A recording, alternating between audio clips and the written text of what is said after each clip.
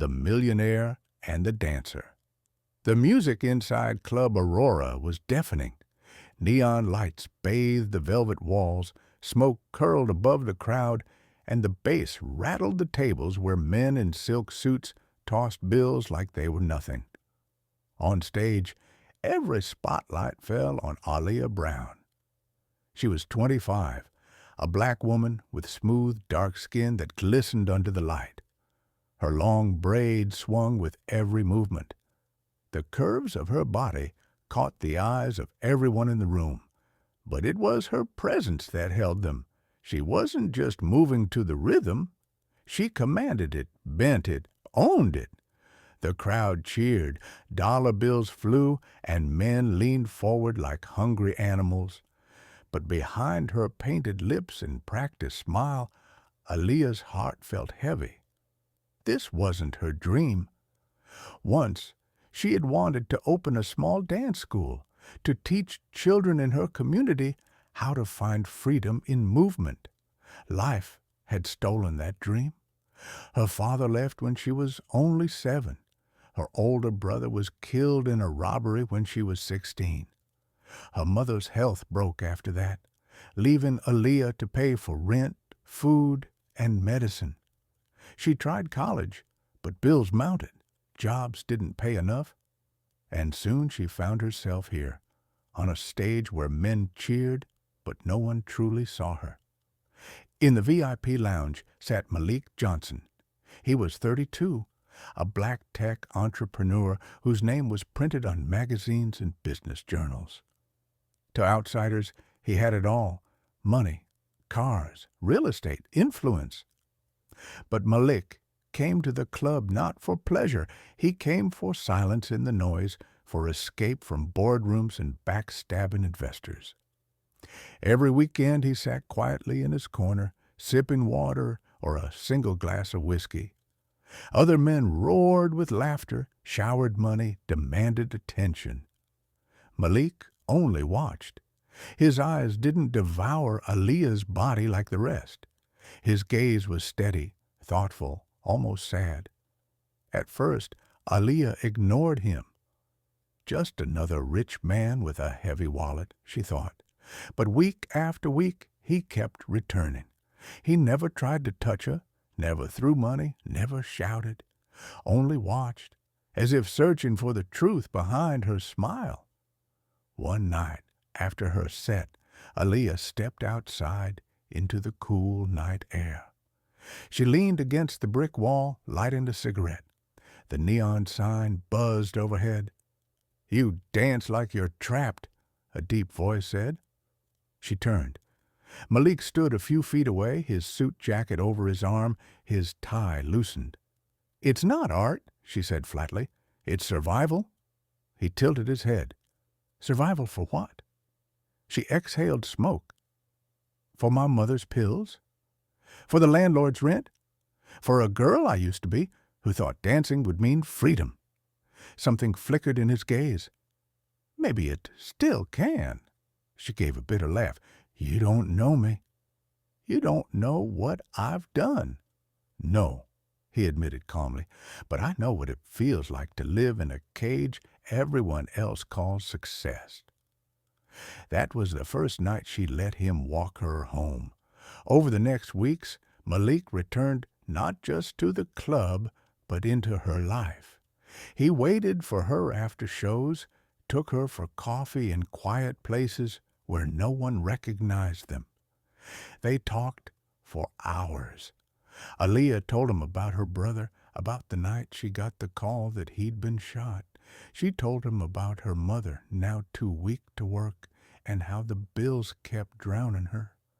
She confessed how every night on stage felt like a piece of her soul was being sold. Malik listened. Then he told her about his own scars, about growing up in poverty, about fighting through discrimination in business, about losing friends to violence along the way. "Money didn't heal everything," he said one night. "It just gave me better rooms to feel lonely in." For the first time in years, Aaliyah felt seen, not as entertainment, not as fantasy, but as a woman. One Friday, the club was rowdier than usual. A group of drunk men filled the front tables. One of them staggered onto the stage and grabbed Aaliyah's arm. "Dance with me, baby," he slurred. She shoved him back, but he lunged again. The crowd laughed. Before she could react, Malik was there. He stormed forward, yanking the man away. The drunk swung at him. Chaos erupted. Glasses shattered. Fists flew. Security struggled to contain the fight. In the mess, Aaliyah was shoved to the ground. Broken glass cut into her palm. Panic seized her chest until strong hands lifted her. Malik pulled her against him, shielding her body as he forced a way out of the chaos. Outside, the night air was sharp. Malik's lip was bleeding, his suit torn, but he didn't care. "You don't belong in there," he said hoarsely. Tears filled her eyes. "Don't you understand?" "I have no choice." "Yes, you do." His voice was fierce. "And if you can't see it, I'll show you." From that night forward, everything changed. Malik introduced her to studio owners who let her teach children for free. He helped her mother see real doctors, not the cut-rate clinics that barely cared. He didn't try to buy her out of her life. Instead, he reminded her of who she had always wanted to be. Aaliyah began to dream again. She spent her afternoons teaching kids how to leap and spin. She saw her mother's health improve. At night, she laughed with Malik in ways she had never laughed before. But the world noticed. Whispers spread. The millionaire and the dancer. Social media mocked them. Newspapers painted her as a gold digger, him as a fool. Aaliyah broke down one night. "You should walk away. They'll never let us forget what I was." Malik cupped her face. "I don't care what they say. I didn't fall in love with their words. I fell in love with you." Weeks later, Malik took her to a rooftop garden lit with candles. A violinist played softly. The city sparkled around them. Malik dropped to one knee, a diamond ring in his hand. "Aaliyah," he said, voice shaking, "you gave me back hope. You reminded me why I built everything I have. Will you marry me?" Her lips trembled. "You know what they'll call me." "You know where I came from. I know who you are," he said. "Strong, beautiful, worthy." Mine tears spilled down her cheeks. "Yes." Months later, Club Aurora shut its doors. On the other side of town, a new studio opened, Brown's Dance Academy. Children laughed as they learned steps, their shoes squeaking against polished floors. On the wall hung a photo of Aaliyah's brother, smiling, watching over her. Every evening now, as the lights dimmed and the children went home, Malik was waiting at the door, not as a client, not as a savior, but as her husband. Together, they proved that love wasn't about where you began, but about who believed in you enough to walk beside you.